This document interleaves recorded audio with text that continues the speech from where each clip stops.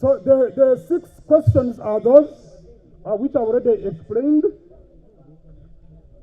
And of course, we know that by the period 1894, before Captain Nuwagaba came here to establish Uganda as a protectorate, Uganda was largely agrarian. There was no money economy. The economy was just barter trade. You have maize, I need soap, I give you maize, you give me soap. That's what it was. Mainly agricultural products were the main stay of the economy, and this continued up to the period of the colonial state. Still the economy didn't change. Still we had agrarian economy, agriculture largely, and there's no monetized economy. People are not engaged in business, and this created a very big problem for us to comprehend. I was at the London School of Economics, and I went to the library of the British Library of Political and Economic Science.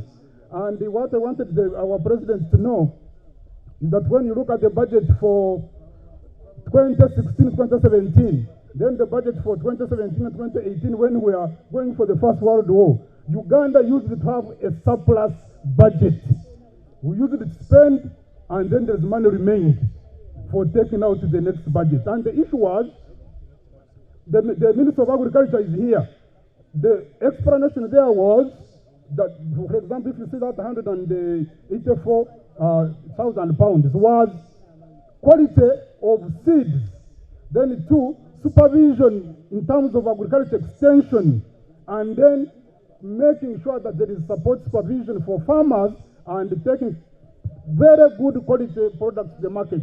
This created a lot of return for farmers, and the farmers were very, very happy in that regard. This is the budget, as you can see, was surplus budget, but these days we have a very serious deficit budget. The amount of money we get from URA is not enough to fund all government expenses, and you find that the government has to borrow. This is what it is.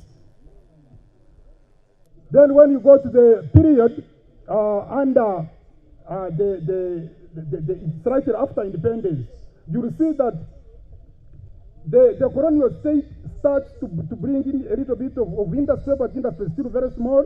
You do not have sufficient leverage to create wealth, and still the population is not able to move. And what happens is that the economy is not to the level to which we wanted the economy to be, and what you then have is failure for the people to get exactly the welfare that we had wanted. I'm now going to take you very briefly to, because of lack of time, to what we refer to as Musevenomics. And Musevenomics is based on 10 pillars. And I'm going to analyze those pillar per pillar, and then we are going to do each half a second. Pillar number 1 is on peace and security. Peace and security are sacrosanct for both domestic and foreign direct investment.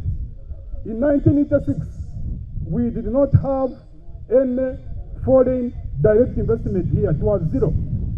As we speak right now, foreign direct investment is 6.1% of GDP. Our GDP is $50.2 billion. So we have about $2.529 billion people who are coming in to invest money here in Uganda. How are we able to achieve that? It's because of peace and security, and we want to congratulate this region and the other regions for creating peace, so that people can now settle down, farmers can settle down, and then business can come in, people can work and have enterprises with secure means of those enterprises. We have pillar number 2, I'm running quickly, which was nationalization of enterprises. You remember, this is where the ones which belong to the Indians, and this issue had been a very, very serious issue until the president created an environment in which this thing can be sorted out, because it was hampering foreign direct investment. But after this issue had been sorted out, you can see that we are increasingly having people with the money who want to invest here. We have issue number 3, which is expansion of public sector. And here, the president was emphatic on ensuring that for business to flourish, you must have enterprises that can flourish. And this required capital base. And this required to liberalize the economy to ensure that we can get dollars.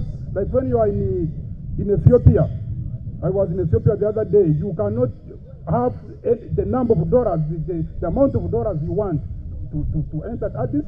They will ask you how much money do you have. Then we are out of Addis, out of Ethiopia, how much money do you have now? And the issue is they don't want you to have money more than the money you came with. But for Uganda's economy, it is liberalized. You can have your coffee here and then sell. You can have whatever you are doing and sell. Then you can attract capital. This has made us able to attract business and have competitive inflows. We have the issue of, let's move on to the issue of universal primary education. This, you remember that in 1997 we had about 2.5 million children. We now have a total of 8.6 million. But the President Musevenomics needs to know that we have an issue of retention of children, and this is an issue which government needs now to work on. Otherwise, in terms of enrollment, we are there, almost there. But when you come to retention, and then of course other quality issues of performance, student-teacher ratio, teachers being available, having textbooks and so on, this is where we still have a challenge.